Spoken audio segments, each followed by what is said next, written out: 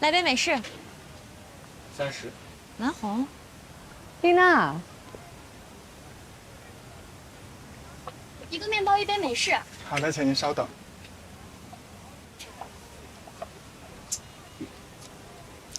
我听说了一些关于你的事儿，怎么样了？哪些事儿啊？就是网上大家都在传的，说你老公走了，什么都没有留给你。嗨，那些事儿啊，其实我也听说了一些关于你的事儿。现在怎么样了？好的，什么事儿？就是你父亲啊，闹得沸沸扬扬的，都上热搜了。没事了，现在。那就好，来杯美式好。谢谢。怎么样啊？你现在还单着呢？对啊，你喜欢什么样的？告诉我，要是有合适的，我给你介绍。我就喜欢我自己这样。我要是男的，我就娶你。我可不会嫁给你。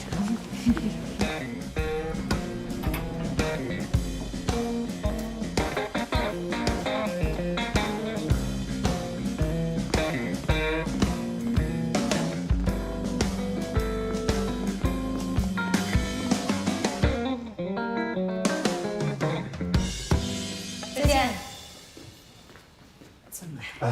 这吃的刚跟丽娜走一块那女的是谁？谁呀？蓝红，现在网上全是她家的故事。说她嫁入豪门只因为生了个女儿，豪门老公什么都没给她留。网上说的话能信吗？哎，那你说点真实可信的。她是罗宾前女友。真的假的？啊什么啊？不信你们问人家黛西。问我干什么呀？我什么都不知道。散了散了，说说嘛。我跟你们说啊，这个是个公开的秘密。哎，把门关上去，把门关上去。当初他跟罗宾一起在咱们律所实习，那个时候啊，跟着封印伺候一个大客户。一来二去呢，大客户就发现原来自己大部分的活都是实习律师在做。那再一来二去呢，这个大客户算了笔账啊，如果他能把这个姑娘娶回家，那不仅是给自己省了一大笔法律顾问费用，而且还能给自己生儿育女啊，一石二鸟，两全其美。所以他跟这个姑娘提出了求婚。那我觉得都这样了？这姑娘还是亏了呀。人都知道你冲人钱去的，能防着你吗？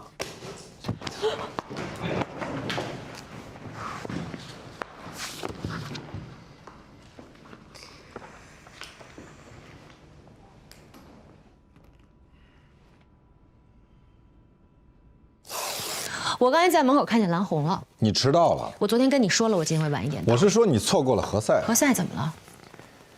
他今天戴着一副大墨镜来上的班。你问他了吗？啊，对，你不能问他。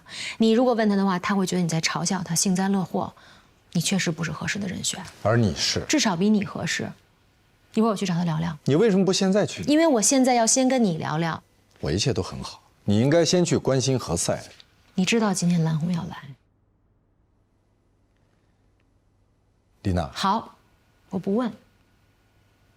反正我只有一句话，你绝对不能做他的律师，接受他的委托，去替他打这个家产的官司。人家并没有委托我。那他来这儿干嘛？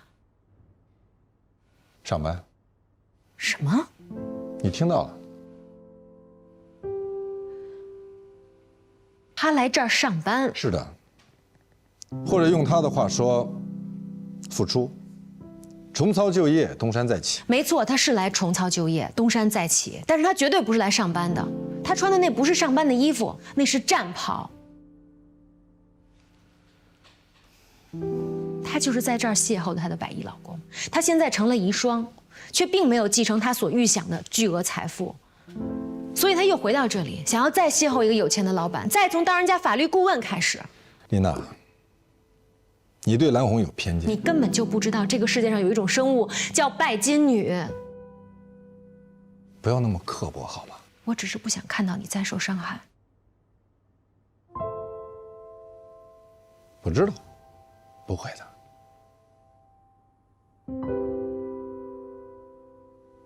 好了，你该去关心何塞了。你看，他们散会了。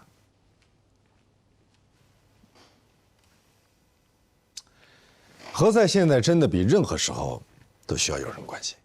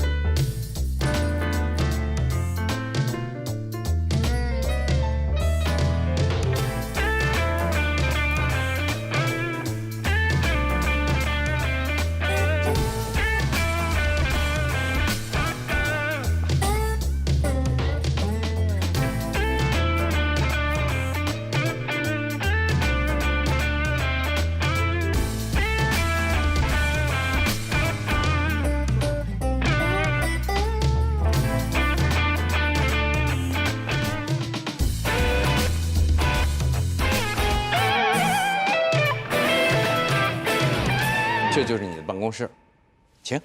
把门口的名字换成蓝红就好。是，把高级合伙人这几个字儿刮掉。你知道，这以前是顾杰的办公室。我知道，他离开已经有一段时间了，为什么一直没刮掉？我来了就要把它刮掉。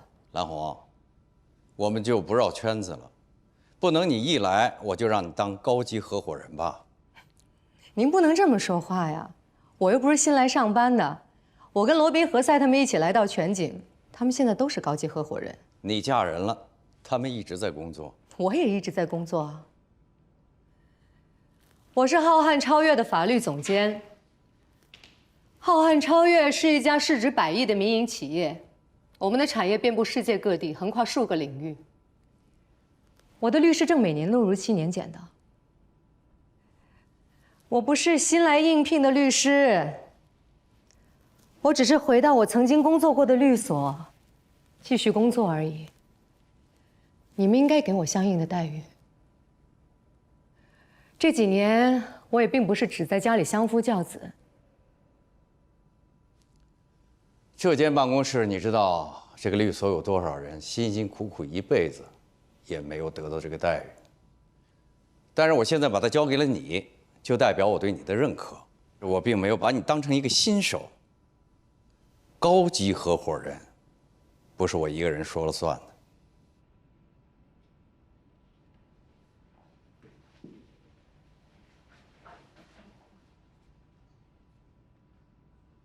您有这个权利，我不能使用这权利，因为你有能力可以得到它。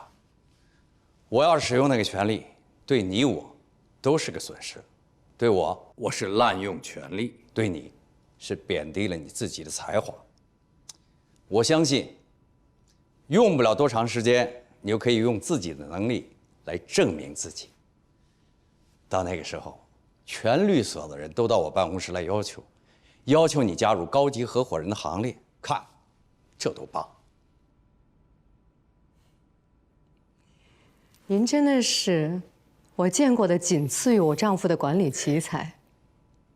仅仅管理一个律所真的是屈才了。我全把它听成是对我的恭维吧。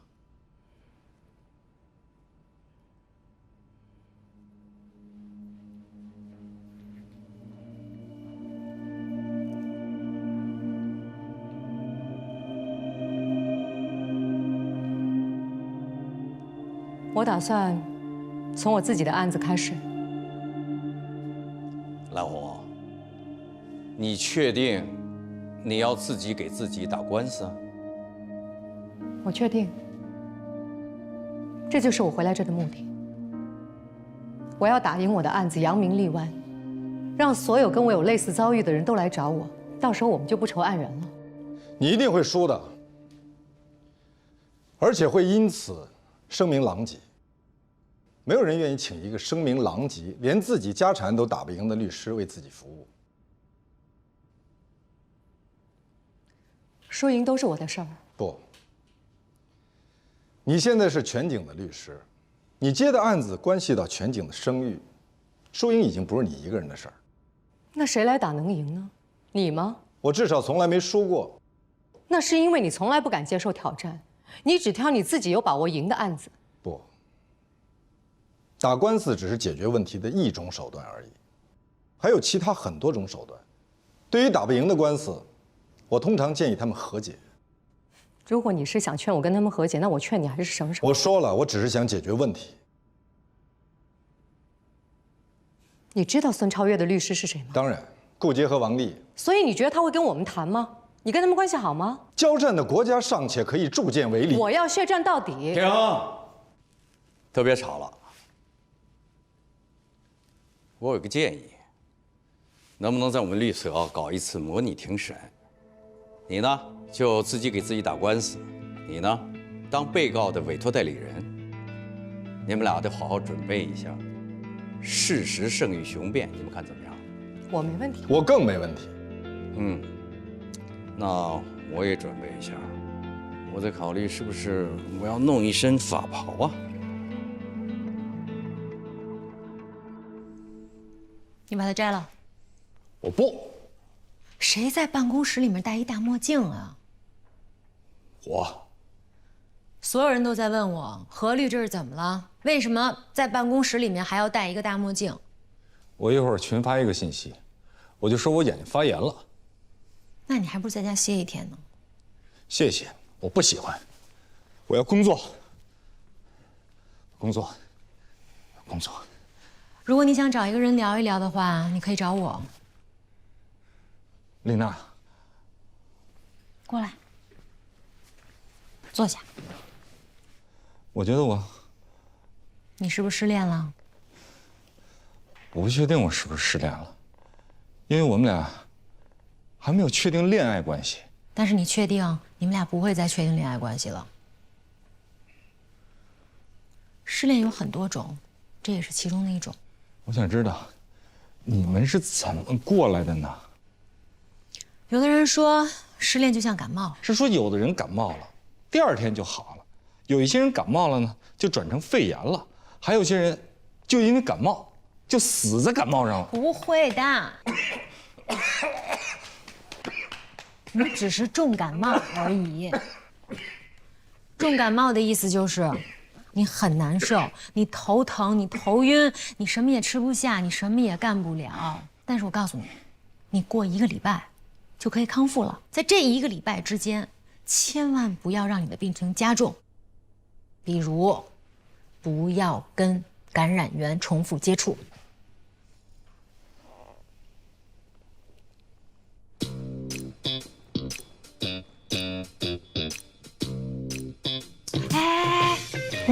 你要想早日康复的话，你就不要现在出去挨刀子。他来这儿干嘛？你以为人家是故意带着刀子过来劈你的？你说，我应该怎么做？正常一点就好了。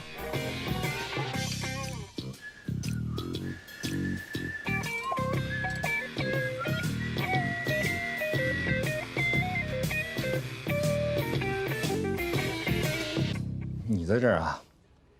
别装了，我也是来泡茶的。你手里拿的是咖啡。啊，是咖啡。但是我本来我是要来泡茶的哈。你办公室里面有茶，而且实习生轮番给你泡茶。不，这个是减肥的。这个茶里边有绿茶，有。你怎么知道我办公室里有实习生给我泡茶？我做了尽职调查。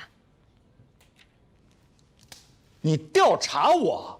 从你发的第1份律师函开始，我就调查你了。好，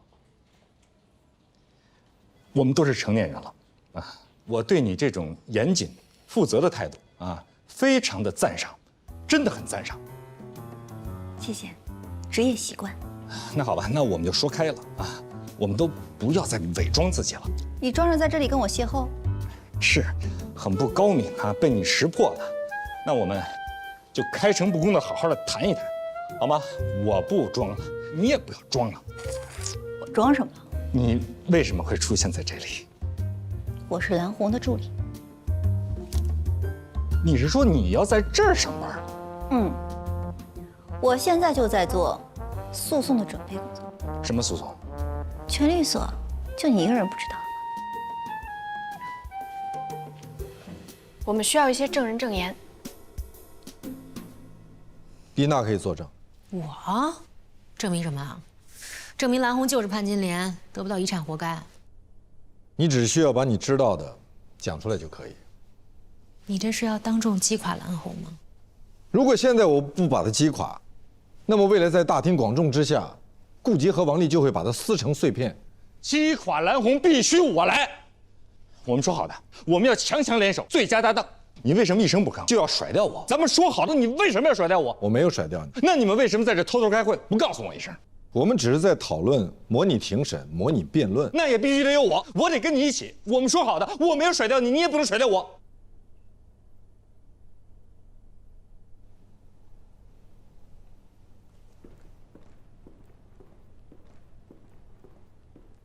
你能不能不要这么激动？有什么话坐下说。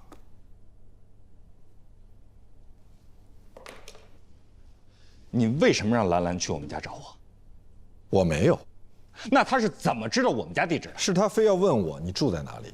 那你就擅自自作主张就把我们家地址给了他吗？难道你要告我一个泄露个人隐私罪吗？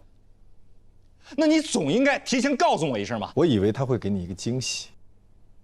如果我提前告诉你，你还会有惊喜吗？嗯？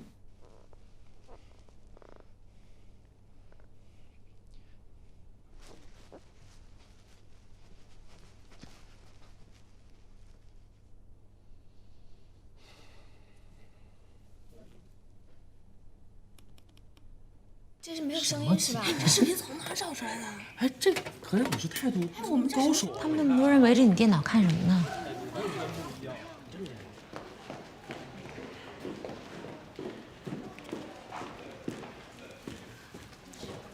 你们干什么呢？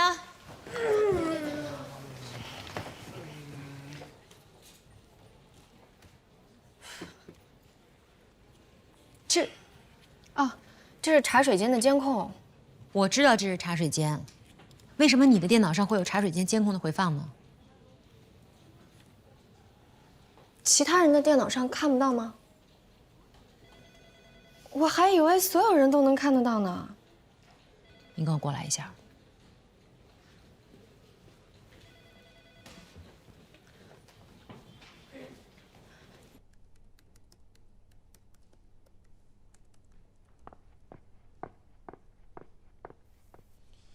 你找什么？墨镜呢？你现在越来越没礼貌了。出去敲门。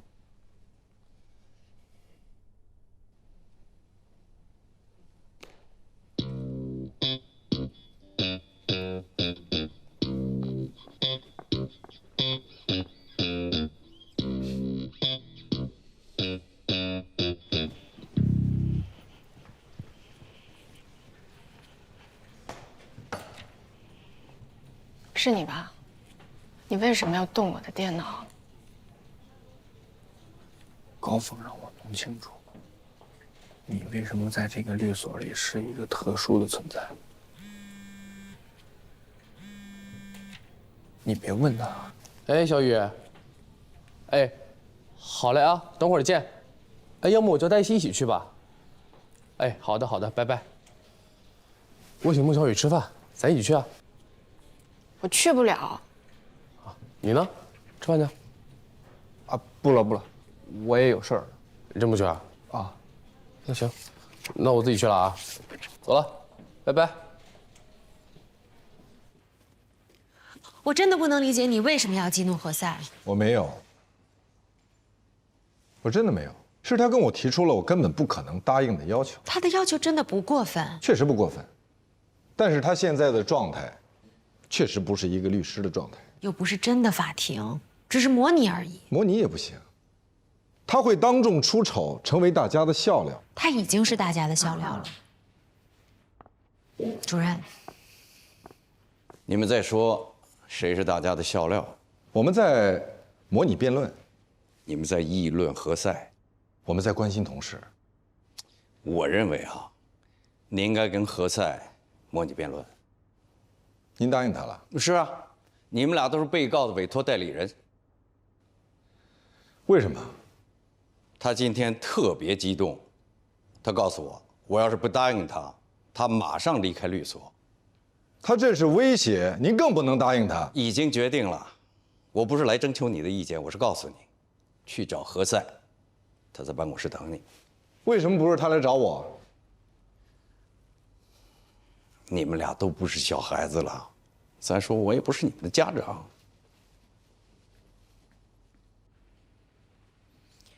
你现在就去找何塞。不，让他多等一会儿。你们怎么真跟小孩子似的？我们不是小孩子，我们只是都固执的不愿长大。他是固执，你是不愿意长大。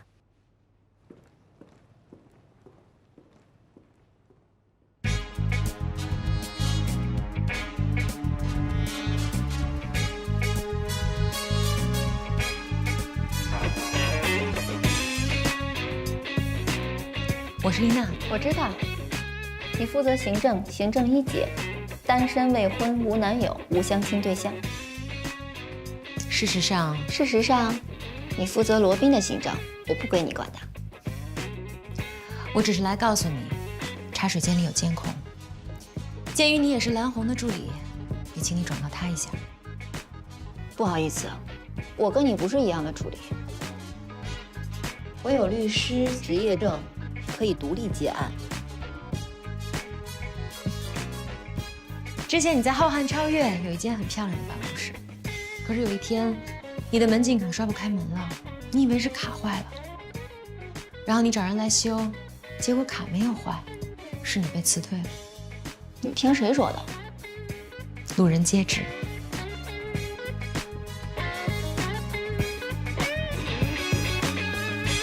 姐，你说他一个秘书，他怎么知道我在浩瀚超越的事儿？他不是一般的秘书，那他为什么没有自己的办公室啊？他可能之前从来没想过，一个助理或者秘书也可以有独立的办公室吧？怪不得呢，心里面不平衡。兰兰，你刚来要低调。我没有办法低调的。我呀，来这儿以后，所有人都知道我。我估计他们也在想，为什么我一来就有一间自己的办公室？大家都是助理，为什么他一来就有一间办公室？因为他在世界前10的法学院读过书，有律师执业证可以独立接案。你是说我没有在世界前10的法学院读过书？难道你读过吗？你这样说话很伤人。丽娜，你不是玻璃心。你刚才说的话足以切割世界上任何坚硬的东西。你是说钻石吗？事实上，只有钻石可以切割钻石，而且切割钻石是一门工艺。我没有再跟你说钻石切割的问题。你刚才说可以切割很硬的东西。我说的是办公室。兰兰办公室的问题，我刚才已经跟你解释过了。我现在说的是蓝红。怎么又说到蓝红呢？他为什么一来就可以搬到顾杰的办公室？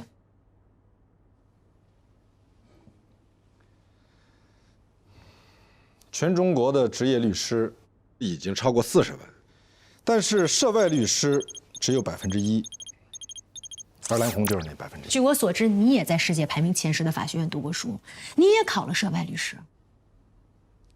所以我是高级合伙人，而他不是，他只是拥有一间高级合伙人的办公室而已。既然蓝红和兰兰都是人精，都这么厉害，他们怎么会被别人侵占财产？所以你的结论是，聪明反被聪明误，人家富豪也不是吃素的，早就已经写好了遗嘱，零继承。罗老师，啊，来，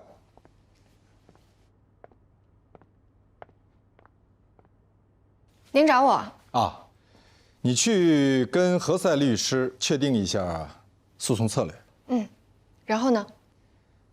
然后起草代理意见。好，什么时候要？你知道模拟辩论什么时候开始吧？嗯，那之前，虽然是模拟，但是也非常重要。好，明白了，我最晚明天给您。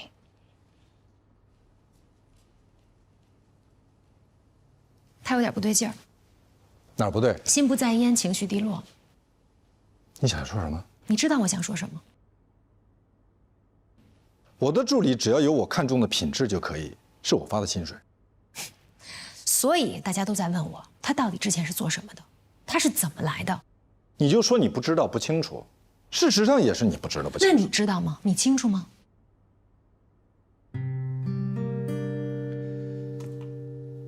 你到底怎么了？我怎么了？我是不是问了不该问的问题？还是我问的问题让你难堪了，你不想回答我？不，我是觉得，你觉得什么？你直说。你先是说何塞不正常，他是不正常，在办公室里戴这么大的墨镜，然后又说黛西，说他心神不宁。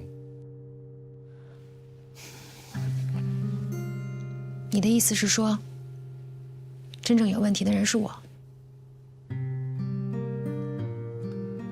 丽娜，从你知道蓝红来上班那天起，对，我就神经兮兮的。我没有必要隐瞒我对蓝红的真实看法，我从来对他没有好感，不是出于嫉妒，是出于正直。我虽然不喜欢孙超越，但是蓝红不配继承财产。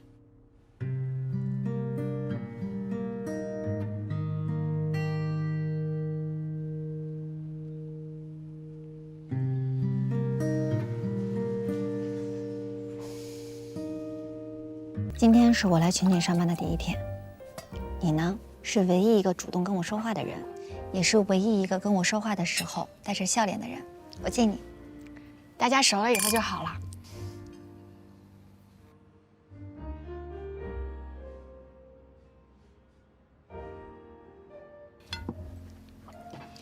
其实我能看出来，他们根本就不喜欢我。你说吧，我也不认识他们，更谈不上什么了解。他们为什么不喜欢我？一整天了，不痛不痒、不死不活的样子。我碍他们什么事儿了吗？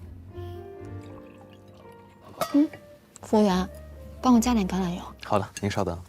谢谢。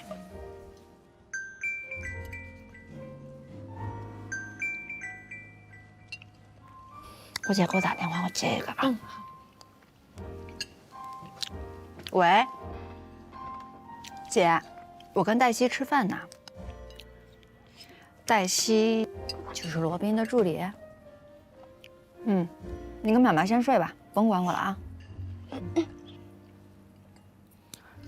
我姐这人啊，就怕我被男人骗。其实以前呢，追我的人还是挺多的，后来我姐夫出了事儿以后，就慢慢少了。其实也不是少了，就是鸟兽散，好像都知道我们家出了事儿一样。其实我也跟他们说过，我们家的事儿是因为孙超越欺负我姐，他们表面呢就是一副不痛不痒的话，背后就幸灾乐祸。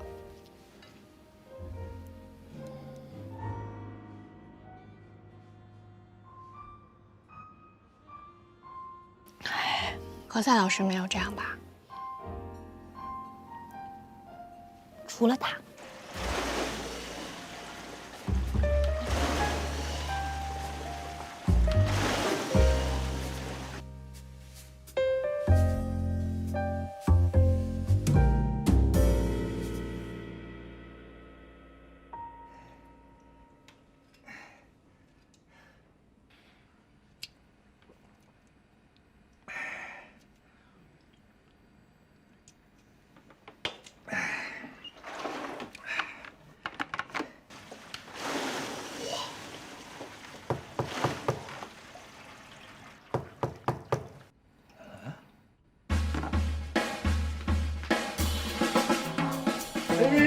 等会儿啊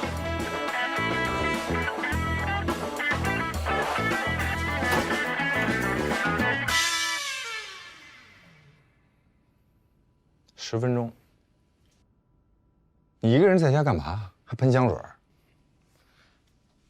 你怎么知道我在家呀？你不在办公室就在家，不在家你还能去哪儿啊？我有时候也跟你们一样，我会出去交友的。你没朋友。孤独是一种能力，有很多人想跟我交朋友，但是我不想把短暂的时间浪费在没有营养的社交上。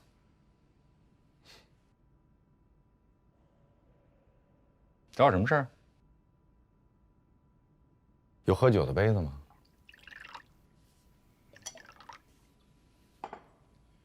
你是来跟我道歉的？就因为我让我的助理去找你，这表明你不尊重我。这表明我尊重你。如果我直接去找你，我们俩意见相左，你少来！我们俩本来可以直抒胸臆的，那样才叫尊重。那看来我们对尊重的理解不太一样。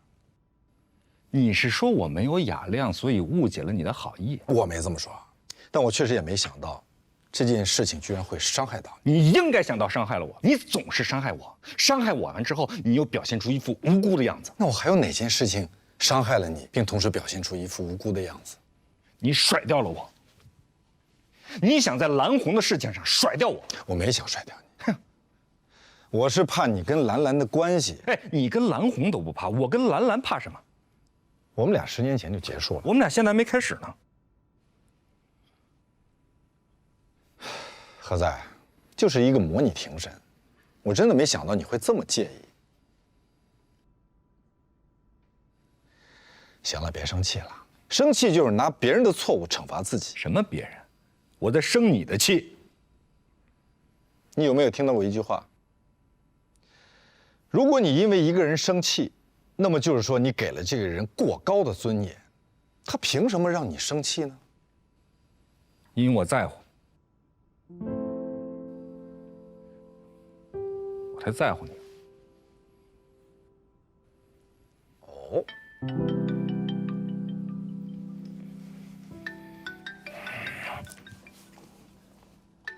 喂，喂，喂，你谈过几个男朋友？一个，就一个，就一个，骗人。骗你这个干什么？就谈过一个男朋友，又不是什么特别值得骄傲的事儿。你们为什么分手？因为他要出国。太帅了。嗯，我说这个分手的理由太帅了。兰兰给我打一电话，然后挂了，什么也没说。那你给他打回去啊。我不。那我帮你给他打。不，那你跟他说什么呢？我就说你电话落我这儿了，我看到一个未接电话，打回去问问什么事儿。哎，但这是撒谎，善意的谎言。谎言就是谎言，不分善意与恶意。你看你，好，那你就慢慢咀嚼你的痛苦吧。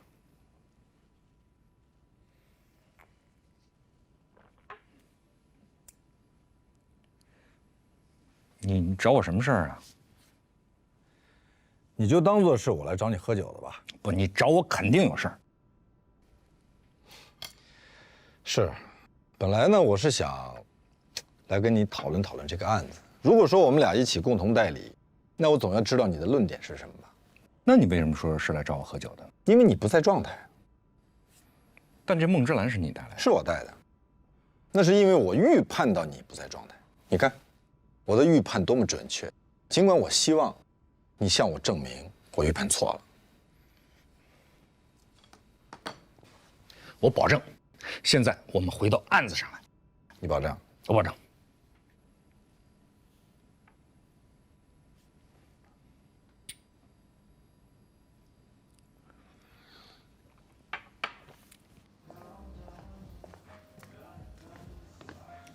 你好，这是账单。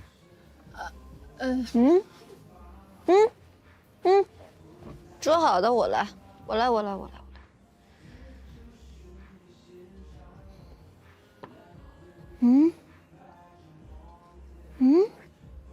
怎么喝多了不认识我了？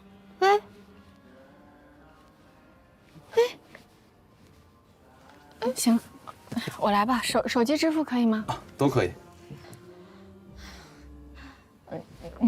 那我回去我转给你哈。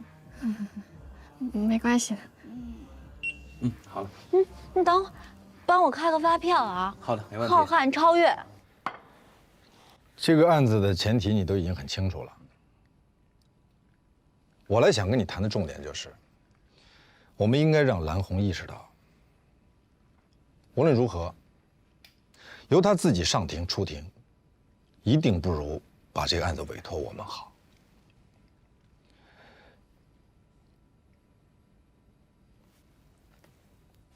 别，你给我，我不看了，你给我，你给我呗。不用抢，给你，我走了。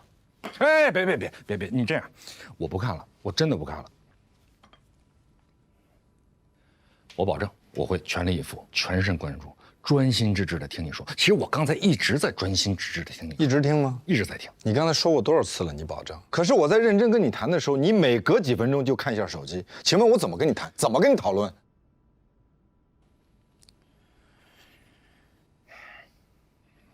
行，那你走吧。我知道你瞧不起我。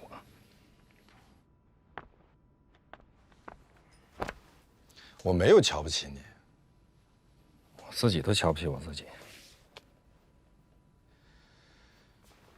何塞，我真的没有瞧不起你，是真的。我特别能理解你此时此刻的心情，因为我也有过，比你还不堪。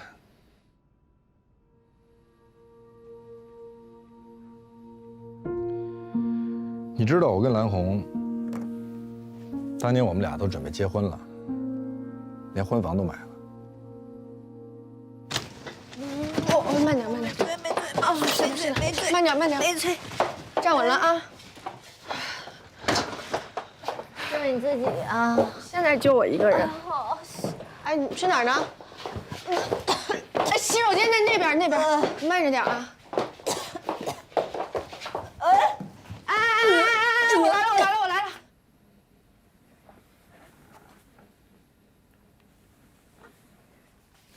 哎，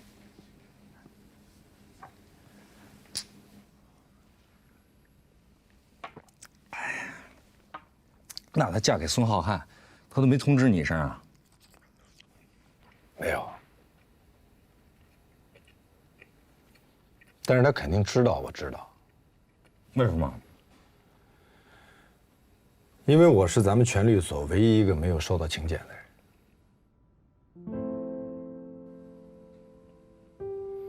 那你们俩就这么分手了？我们俩连分手都没有说过。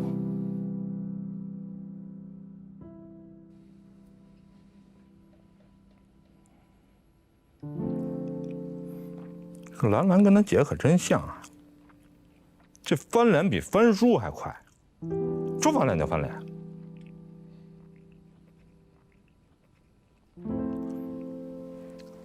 那你说我该怎么办呢？去找他，跟他道个歉，说对不起，求原谅，求和好。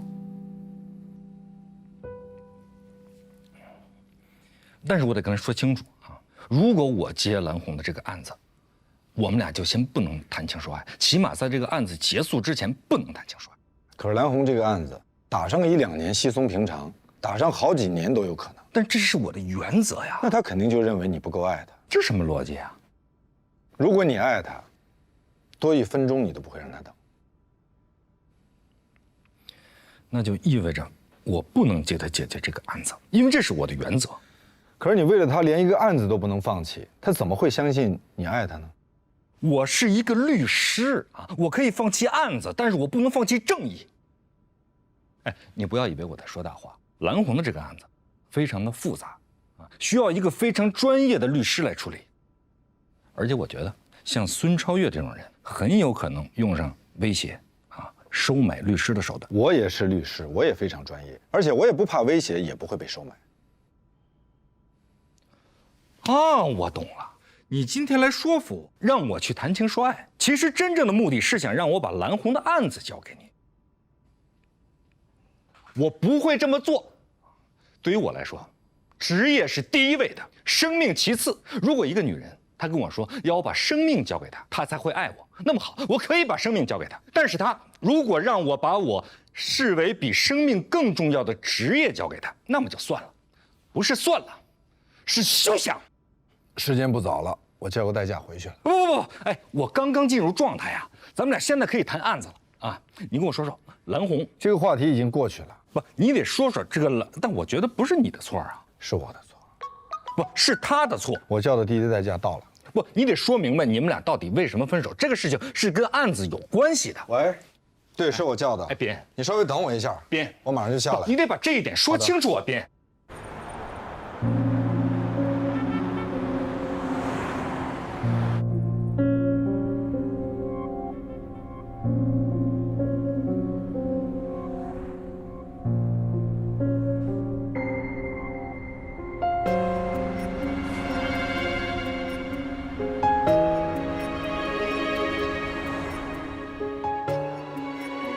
你是不是直接跟人家翻脸来着？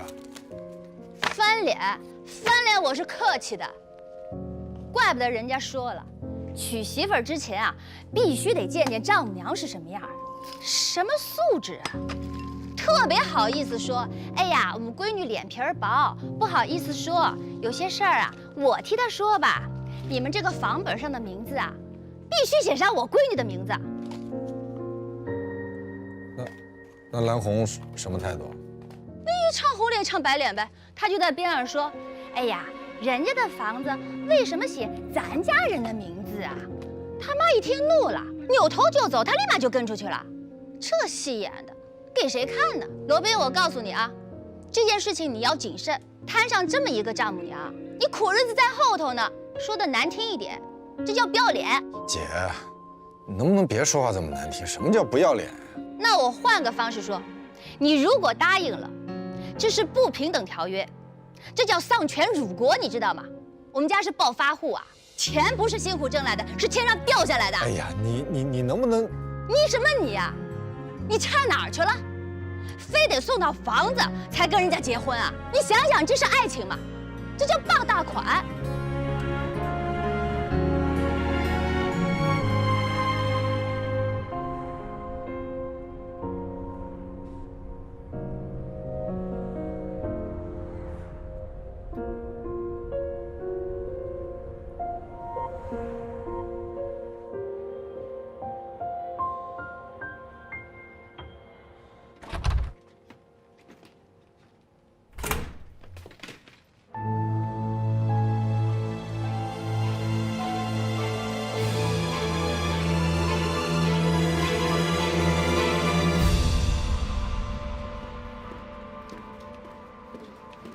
早。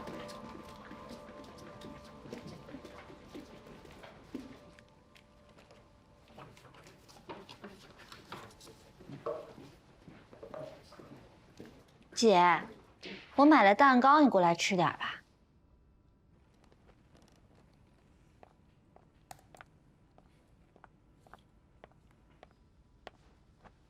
我跟你说啊，我昨天是去黛西家了。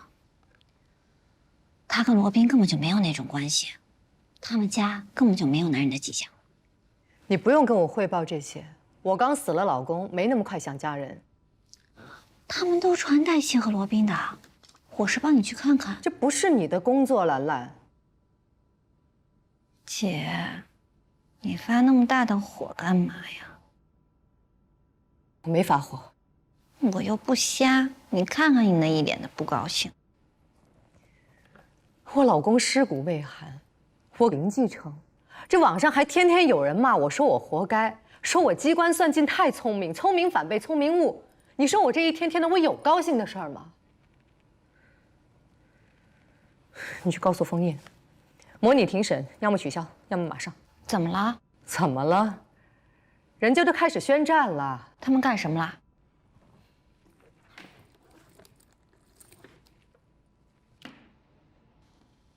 他们怎么还搞这个呀？太无聊了。去告诉封印，我要发起诉讼，申请诉讼保全。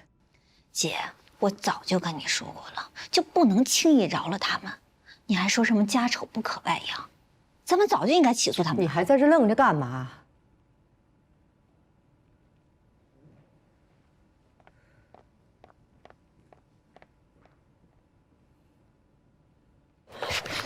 早上好，罗老师，早上好，早上好，不好意思啊，我迟到了。那个，我手机不小心关成静音了，然后我看到您的未接来电，我就想给您回，我没想到我手机没充电，它就自动关机。然后我早上打车打了好久好久，我才叫到车。后来我在中途给您打电话，您没回我。那我为什么没有看到代理意见呢？是邮箱坏了吗？给我半小时啊，不，1刻钟，1刻钟我就给你发过来。太晚了。您昨天跟我说的是今天上午给您就可以，上午的概念也就是中午之前，现在才10点半。斌，可以走了吗？你确定可以了吗？我确定。你们去哪儿啊？开庭，战斗。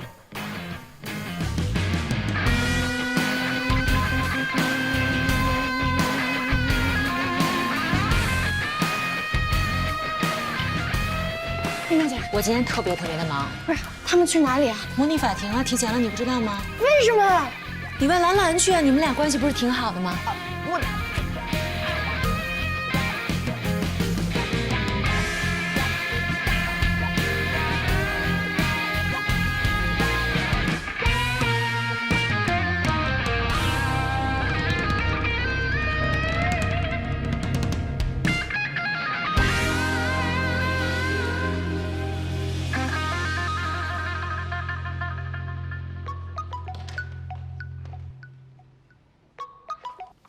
白姐，哎，我有件事情啊，要跟你商量一下。你等一下，我出来说。急吗？不急，但是中午以前必须要做决定。什么决定？我跟你说啊，就是那个王丽啊，最近一直在联系我。王丽，就是原来追过你那个王丽。我知道你不喜欢她。你们什么时候联系上的？是一个挺偶然的机会。他是不是问了很多你蓝红的事儿？对啊，最近我们聊了挺多事儿呢，还聊到你以前的事儿。以后你不要再见他了。为什么？他是孙超越的法律顾问。我又不认识孙超越是谁啊？你在哪儿？电话里说不清楚，我现在马上过来找你。请当事人委托代理人按席位就坐。你坐吧，我来跟你说一下，我有事要出去一趟。出去，马上就开庭。你来配合何塞老师。临阵逃脱，明显不敢面对。请大家肃静。现在宣布法庭纪律。你要去哪儿？大家都在看着你，如果你现在走了的话，就是逃跑。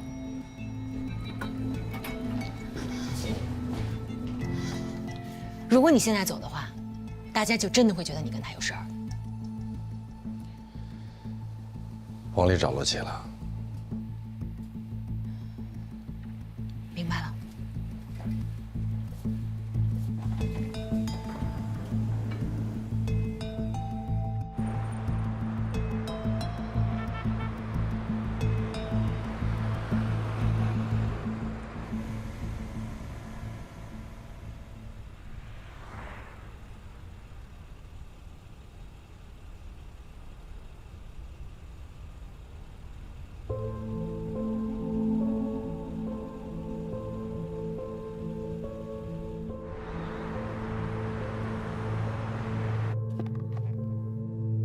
罗琦，在你还是少女的时候，我就非常喜欢你，爱你。我想把你忘记，但是我真的做不到。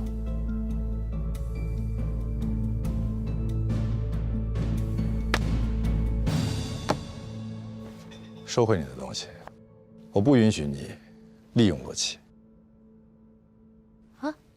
罗宾，你以为我跟你一样吗？我是跟你不一样，我从来不会像你一样为了赢官司不择手段。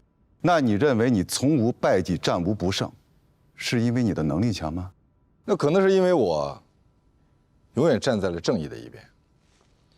你跟我走，走。我不是18岁，我有自己的判断，好不好？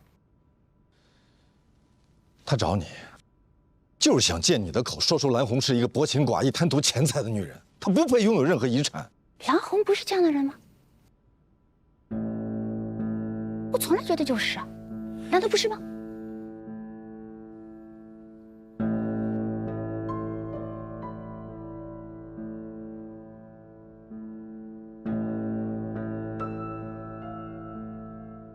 原告蓝红女士和孙浩瀚先生之间并不存在感情。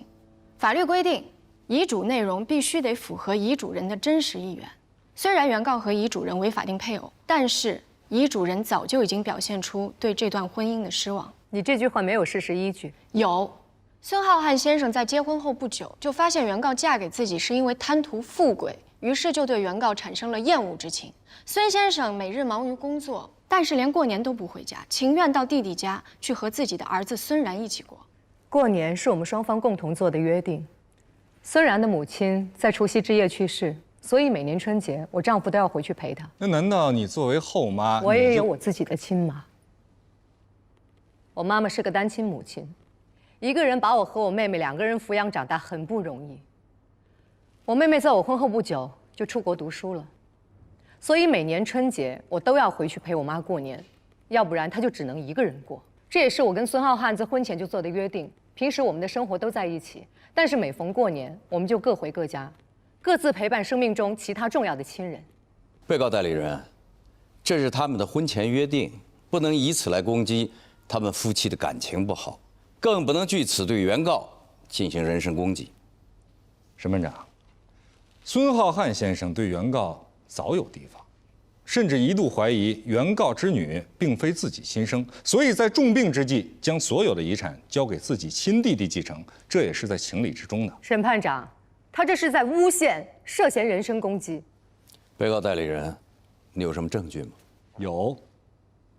医院的医护人员从来没有见过原告，讨论治疗方案都是与我的当事人，也就是原告丈夫的亲弟弟孙超越先生进行的，所以所有的治疗方案，包括病历上的签字，都是我的当事人所签。我先生住院以后，你的当事人跟我说，医院建议我和孩子暂时不要去探视，因为我丈夫见到我们可能会激动。之后我们坚持要去探视，他又说我丈夫已经转院，至于转去哪个医院，又坚决不肯告诉我们。这些我都有证据，我们家保姆都可以作证的。你自己也是律师，你应该很清楚，如果你真心想去医院探望你病中的丈夫，那么我的当事人怎么阻碍得了呢？而真实的原因是，你知道你丈夫并不想见你，而且他的家人知道你是一个什么样的女人。你之所以嫁给一个比自己大15岁的男人，你是因为钱。你在胡扯！我有证据。这有2张结婚请柬，第一张是蓝红女士与罗宾先生的结婚请柬，时间在前；第2张是蓝红女士与孙浩瀚先生的结婚请柬，时间日期在后。这2张结婚请柬时间只差1个月，那是什么原因让你突然间决定嫁给后者，一个比你大15岁的男人呢？谁规定了一个人一生只能谈1次恋爱，只能爱1次？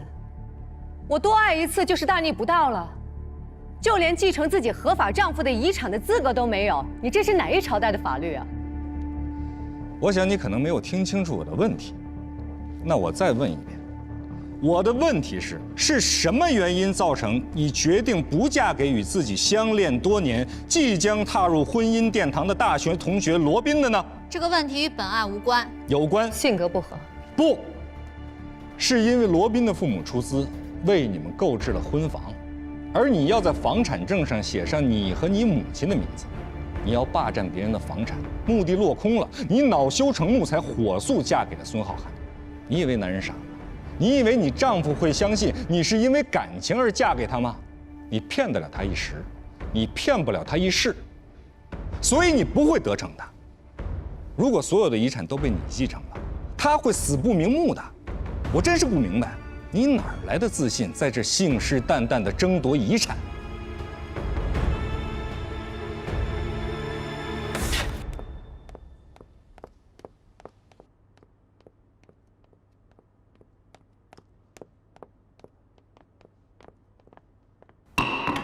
休庭。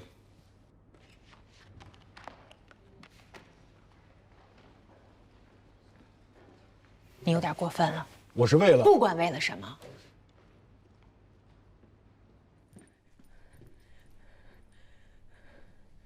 出去。孙超越的律师是顾杰和王丽。出去！你应该明白，顾杰会比何塞更狠。他更了解你的软肋。他那时候是你我的上司，他知道我们俩结婚没有结成，而且后来他参加了你跟孙浩瀚的婚礼。你以为我当初没有嫁给你，是因为房产证上没有我们的名字吗？不管是因为什么，都不重要了。那你也不能侮辱我，尤其不能让何塞侮辱我。罗平，当年我妈被你姐怼得心口疼，在电梯就吃了速效救心丸，这事你记得吧？这件事儿，我们不提了。我要提，为什么不提了？回家之后我就一直劝我妈，我妈直接就跟我翻脸了。罗宾，你有没有想过，我妈为什么会提出那样的要求？这是作为一个母亲对于她女儿未来的担忧和考虑，你想不到吗？她提出的理由难道就真的那么不可理喻吗？是我当初也很反感我妈为什么会这么做，但是后来我想明白了，我不嫁给你，不是因为房产证上不加我们的名字，而是因为你们家的态度。你们家看不起我们家，认定我们庸俗，认定我妈庸俗，我们家庸俗。我本来根本就不介意房产证上有没有我的名字，我知道你们家的态度之后，我就介意了。我必须要在这个房产证上加上我的名字，我凭什么不加？我们别再说这件事了，好不好？我就是要说，你都能当面跟何塞吐槽，凭什么不敢当面跟我说清楚啊？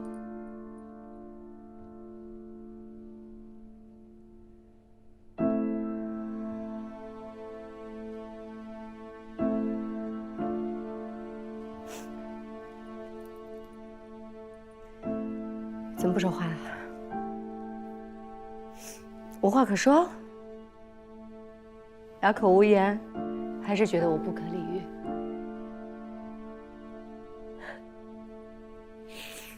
罗宾，我真的是太了解你了。你打从心底就认为，结婚一定是为了真爱，而真爱不应该谈钱。我们家跟你谈钱了，就辱没了婚姻，辱没了真爱，也辱没了你。你多骄傲的一个人啊！你根本不会允许有一个女孩要嫁给你的时候，居然敢跟你提在房产证上加名字的事儿。我敢保证，你当下就对我非常失望了。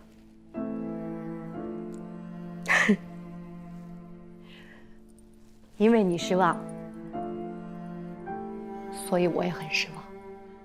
之后你没有再给我打过电话，我们俩也没有正式说分手，就是因为失望。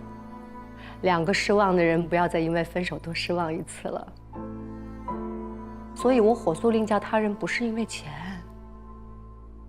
是因为失望。失望，你懂吗？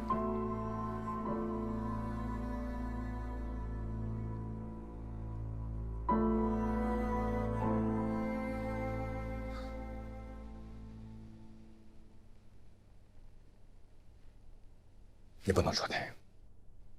为什么？你太振振有词了。你的振振有词会让别人对你产生反感。无论你多占理，就像你刚才对我那样，咄咄逼人，长篇大论。所以别人一定会认为这个女人太厉害了，太凶了，太爱钱了，所以才会跟她的小叔子去争财产。那是我应得的，他是我丈夫的遗产，我跟我女儿是法定顺位第一继承人，他弟弟不是。我相信，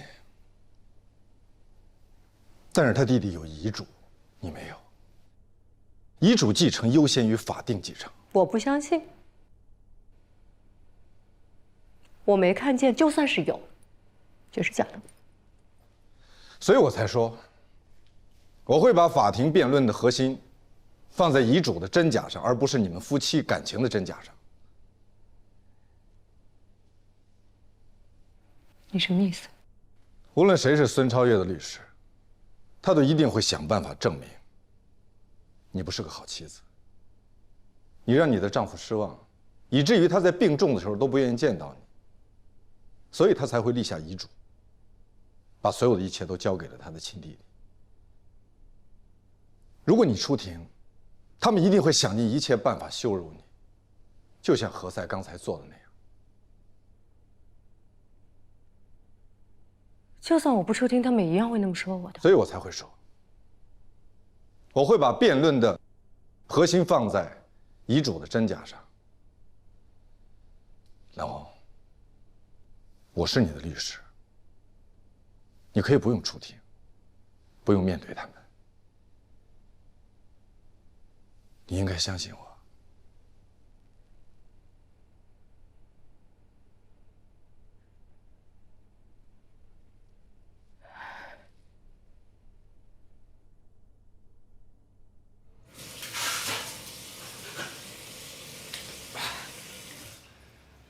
这只是男洗手间。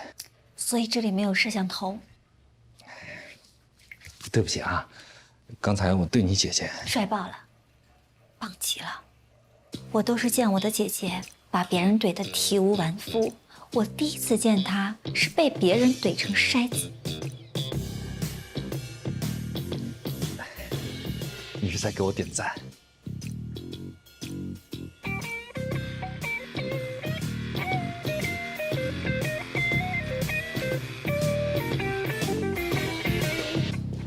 怎么样？他同意了？同意了，委托给何塞和我。我劝你退出这个案子，把它交给何塞，还有兰兰。为什么？因为他的对手是顾杰，还有王丽。他们过去是我的手下败将，未来也会是。别的官司我信，这个不一定。我知道他们的策略。只要你出庭，人们就容易相信，他手里这份遗嘱是真的。他的真实意图是要把这批遗产交给他的亲弟弟，而不是交给蓝红。我为什么会给别人这种错觉？你太帅了，人们很难相信蓝红不嫁给你，而嫁给孙浩瀚是因为爱情。继承法第2章法定继承第10条，你在给我普及继承法吗？我是要说，继承法规定了，配偶是第1顺序继承人。合法婚姻中的双方互为配偶，所以只要蓝红和孙浩瀚是合法的婚姻关系，蓝红就是法定的第1顺序继承人，继承法才不管他们相爱不相爱。法定继承又称为无遗嘱继承，是相对于遗嘱继承而言的。孙超越的手里就有一份这样的遗嘱，但是这份遗嘱的真实性值得怀疑。我说过，只要你出庭，人们就愿意相信孙超越，并且愿意相信孙超越手里的遗嘱的真实性。毕竟，孙浩瀚是孙超越的哥哥。不，我跟孙超越打过球，他亲口对我讲过，当时他哥哥连自己是谁都不知道，而且我相信，他绝对不只对我一个人讲过，所以我一定可以找到证人证言证明这个遗嘱是假的，是无效的。罗斌，你没有哥哥，我有。假如说，是我和我哥哥辛辛苦苦地挣了上百亿的家产，我哥哥病过了，我小嫂子作为第1顺序的继承人，继承了这份家产，并且找了一个很帅的小伙子来享用，我特别不爽。不爽不是因为我什么都没捞着，而是觉得这样对我哥哥不公平，特别的不公平。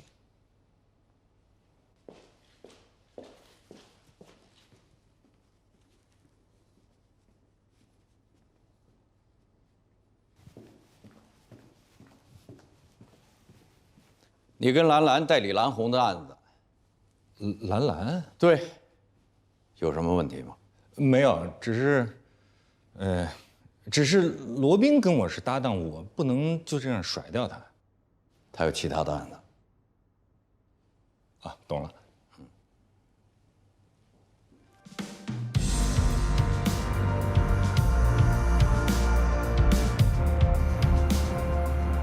怎么样，找到了吗？全在这儿了。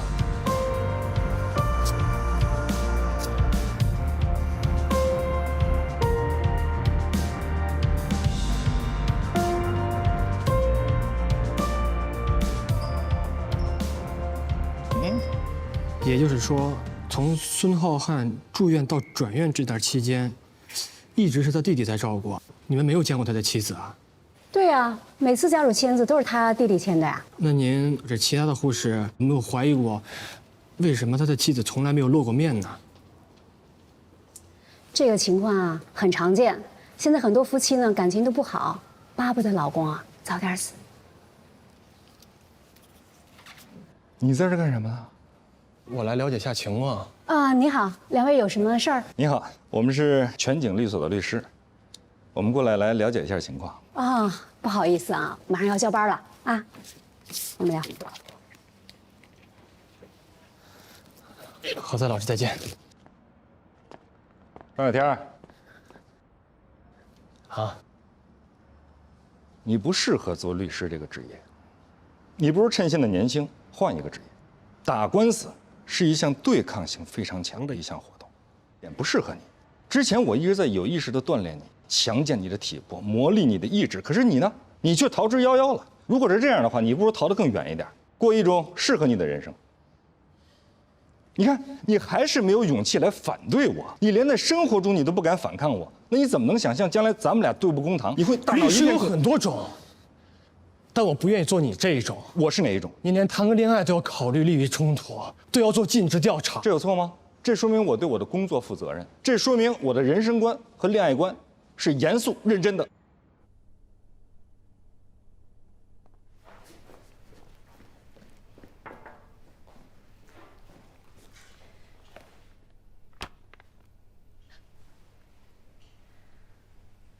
有什么事儿吗？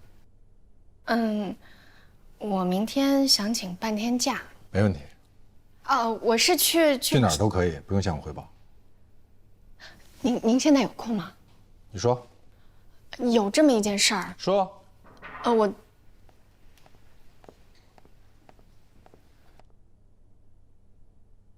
有什么事儿吗？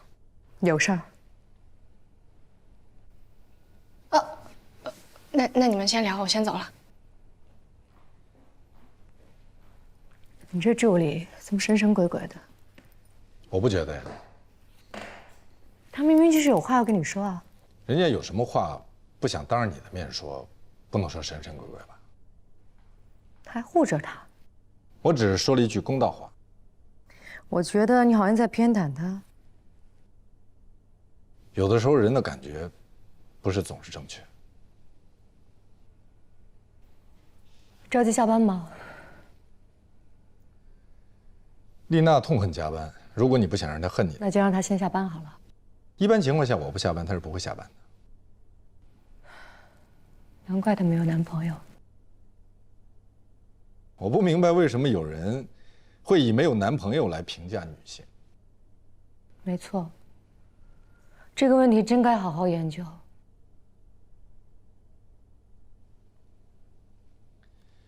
如果没什么事儿的话，有。你说。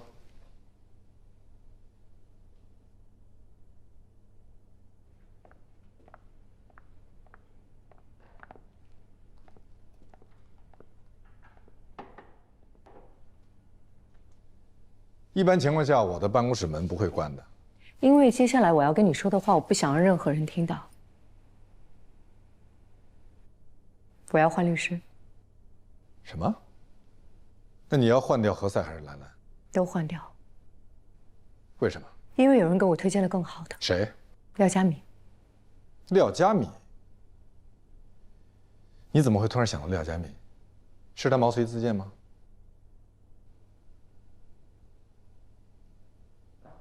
到底怎么回事？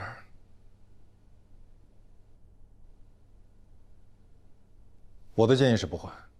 封印不会介意的。其实他跟廖佳敏还有点惺惺相惜。但是何塞会介意。之前你们合作过，而且他为你赢过官司。其实你也能猜到，是谁给我推荐了廖佳敏。要是换别人就算了。我认识。我们同学。毕业之后就一直在法院工作，他父亲也是法官，现在退休了，一直在廖佳敏那儿当法律顾问。如果这么说，何塞的父亲还是何佳一呢？可是谁都知道，何塞从来不利用何佳一的关系。那你打算用什么理由换掉何塞呢？他没有做错什么，而且他已经在开始为你工作了。但问题是，他现在还没开始起诉呢。他在快马加鞭搜集证据，起诉容易，但你的目的不是起诉，而是胜诉，对吧？而且，如果你现在换成廖佳敏，廖佳敏也要重新准备起诉材料、证据清单、财产清单等等取证工作，这都很需要时间的。其实还有一个理由，只是这个理由我不太好说。因为顾杰。对，顾杰太恨全景了。但是他跟廖佳敏关系还不错，我想要一个跟对方能说得上话的律师。